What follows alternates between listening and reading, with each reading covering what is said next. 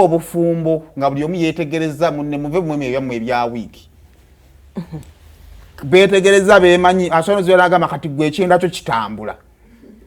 kakyamani waba teyeetegereza kakati abo beetegereza munero kati kirazi bagenda just kutandaaza butandaaza abazimbi bakiyita kutandaaza naye ngaolunaku olwaki amanyanzi tukwagaliza birungi byerere n'omukyala bagenda Lubaga then later bagenda ku Freedom City awo era invitation yange nagifunye dda wano so noonya eating position mugende mutukuza obufumbo sinoonya byakwambala noonya wendyanga nkutaamiriza mu nzikuta mangu oba wengolola bwendi wenyimirira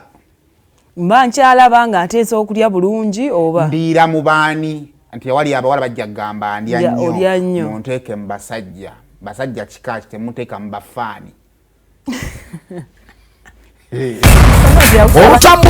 olutambula mu ba celebrities